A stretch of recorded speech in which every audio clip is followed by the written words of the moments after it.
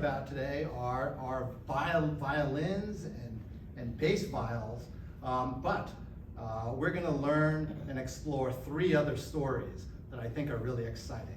First, it's going to be a story of innovation. It's going to be a story of innovation and good old Yankee ingenuity. Second, we're going to learn the story of globalization. What happens when you have technology transfer in a society? What happens when you have a paradigm shift? Now, what is a paradigm shift? A paradigm shift is when you have a way of doing something that's working out really well, but until suddenly it becomes, not well. What examples of that abound in technology and in science. For instance, Newtonian physics worked really, really well, until relativity came along. Relativity worked really, really well, until quantum physics goes along. So everything is going well until the day all of a sudden it doesn't. And we can see that happening in violin making. You see that in democracy. You see that in government. What happens if you're a monarchy and all of a sudden, some crazy country decides to come up with a democracy? What does that do? Is that a paradigm shift? Is that a threat? You see that certainly in technology. We might be all comfortable with the web, and all of a sudden, the metaverse comes, and all of a sudden we're an avatar, in a video game called life. So, who knows what's going to happen? Lots of paradigm shifts, and we're going to learn about that, and we're going to see that through the lens of New England Instruments. So this is really cool. And lastly, it's going to be a story of art and science, and which is why I really love New England instruments and musical instruments, because they're both art and science. They are art because they are all about individual expression, where the maker could sort of show, and express what they want to talk about. But at the same time, it's science. There is utility in an instrument. There are needs and functions that instrument has to perform. It has to sound good. It has to be loud enough. It has to stay in tune. It has to be portable. There are functional needs that need to be done on an instrument, as well as artistic needs. The combination is really awesome, and we're going to kind of conclude the talk with sort of a 21st century experimentation on both. So that's what we're going to talk about today. So let's get started. First, let's talk about innovation a little bit. The time is 1720, and early Americans had a problem on their hands, and that problem was that church singing was absolutely dreadful. Why was it dreadful? The Pilgrims landed, so we're 1720, Pilgrims landed 1620, and their tradition was to have unaccompanied psalm singing. And in the beginning, perhaps they sang pretty well because people remembered the songs, but as the generations turned and as time went on, the singing became worse and worse. Melodies were forgotten. There was a practice called deaconing, or lining out, where someone who kind of knew how the songs went would read the line first, because there's also lots of illiteracy, would then sing it, and then the congregation would repeat it. One person commented, like, this was like praising God piecemeal. By 1720, all the notes were they were all of equal length, and it was very somber, and the tempo was all the same, and there was a really big problem. A bunch of Harvard ministers got together and decided to clean up this whole mess. They tried to convince the conservative church organizations that Bible singing could be tuneful, and the American Singing School movement was created, and they were going to reform all this. But they still needed help.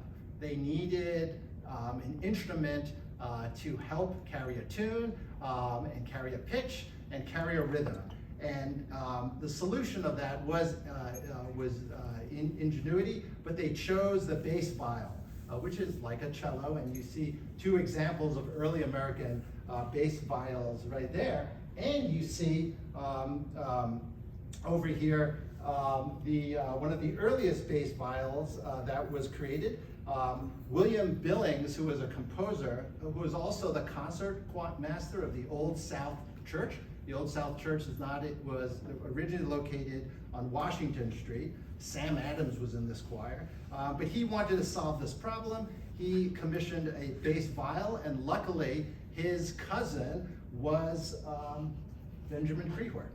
Benjamin Krieger then created a bass viol. Why did they have to create bass viols?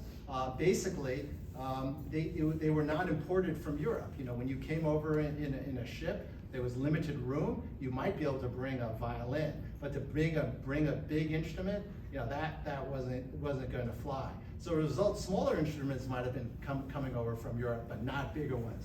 And this was a big instrument.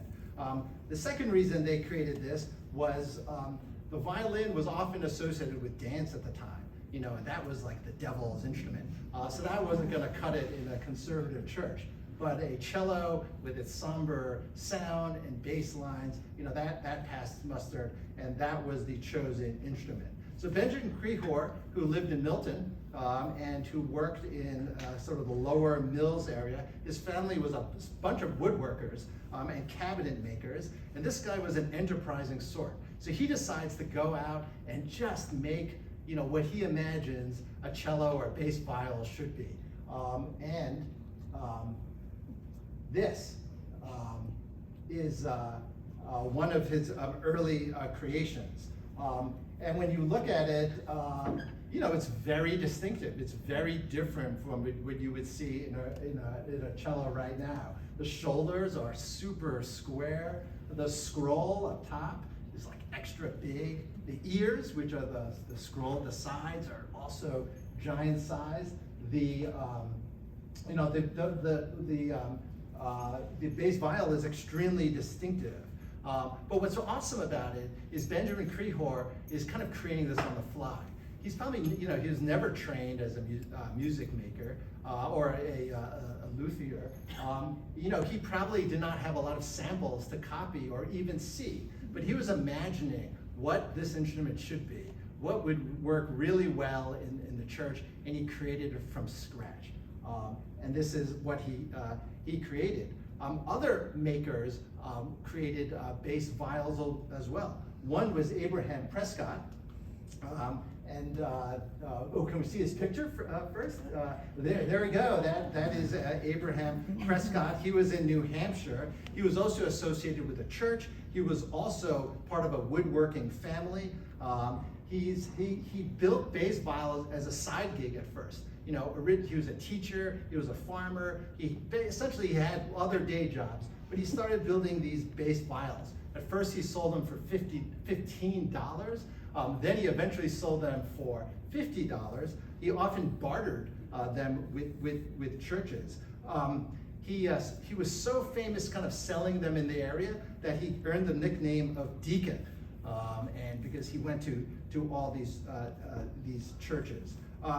Eventually, he built a factory. There was such a demand for these bass viols. He had maybe 10 employees, and it was rumored to build 800 bass viols over the time. He eventually moved to Concord, set up a factory, sold into Boston, and Yankee ingenuity, without really seeing cellos, without having a model to come from, you know, they created these instruments. But the question is, how would they sound? I mean, how good is an instrument going to be when you've never really heard one? There's no model. You're creating one from scratch. Well, the fun part about the MFA's collection is we have some to try. And so why don't we listen to how a bass viol from Abraham Prescott sounds. Yay!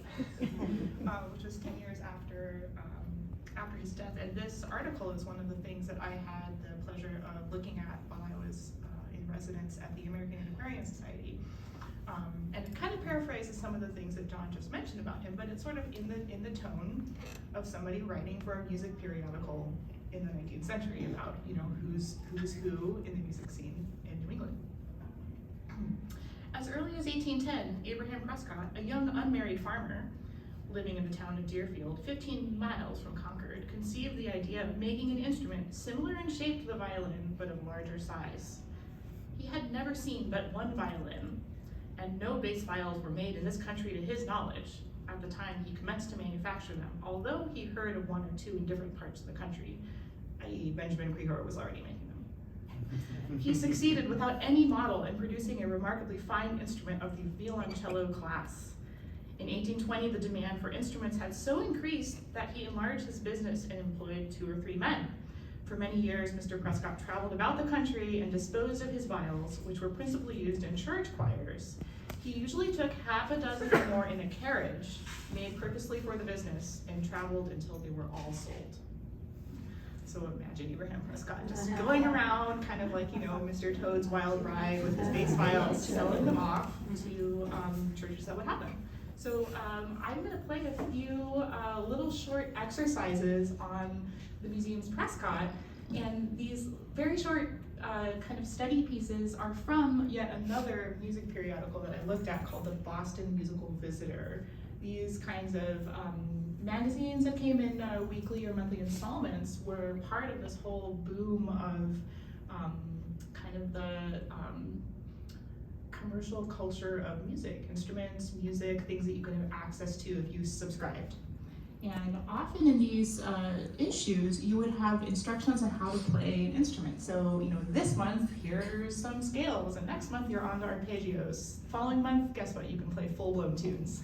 So what I think is very interesting is that what I'm going to play for you now is the final installment of a 3-part series on how to play bass viol. And think about what it says about the kind of like capacity of the instrument to do stuff when you're listening.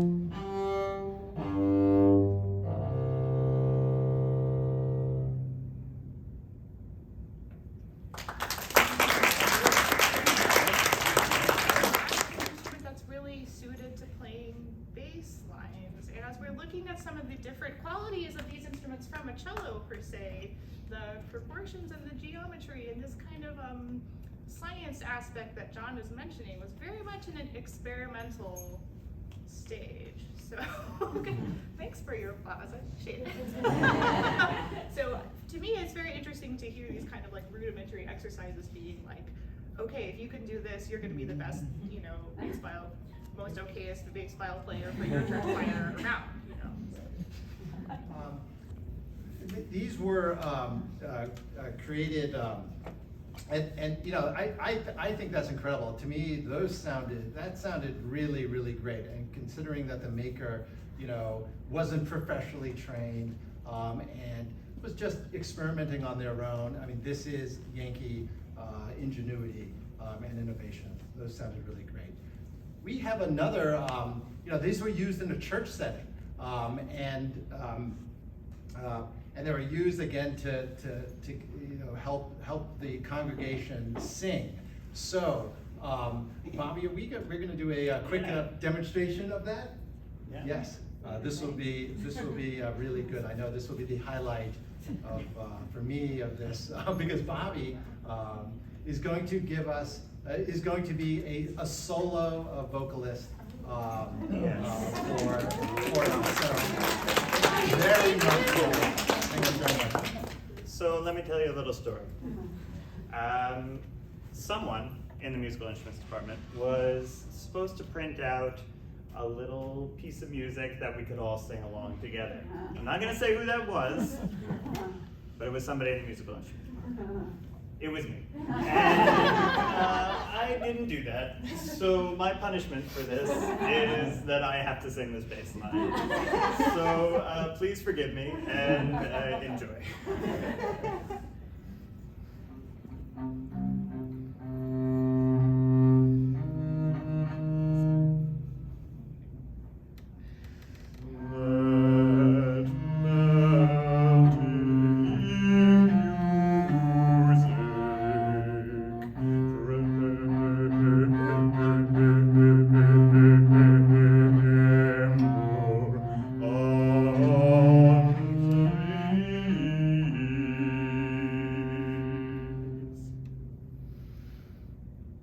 Let's give it up for professional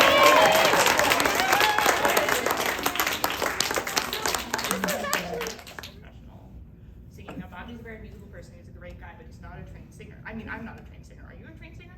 So, so the whole idea was to have this instrument kind of like keep the singing in order. And I will say was that helps a lot, right? I mean, as a singer, it's something to latch on to, Exactly. right? I mean, that was the whole point. Yeah, I think right. this worked out really well. That was awesome, thank you. Krieger, who John told us a little bit about, and it's just 12 years later than the photo that we had up before from about 1800. And you can see again, this is distinctive, but in different ways. The scroll isn't quite as exaggerated, but it's still quite large. But instead, the body is very narrow, and it has these narrow waists in comparison to, say, the Prescott cello, or even the earlier version of Krieger's own cello. So you can see, as John is talking about, this kind of ingenuity, this innovation. It's all imaginative, and it's in a kind of crucible it's forming. Uniquely American, right? I mean, this is styled and thought of by, New Englanders, for New England. It is super local. Okay, so now that ingenuity has solved the needs of the church, let's think about other needs that folks had in New England, and that is for more fun things. The violin has always been associated with dancing, and there's certainly an entertainment need in America at the time for at taverns and in barns for dancing and for entertainment. And the violin has always been used for that. So there's various instruments that were created in New England along the folk tradition. Again, none of these makers had any Lutheran training, and they went and designed instruments with their own imagination and with their own skill and their own engineering and their own iteration to make these instruments. And to talk a little bit about them. Yeah.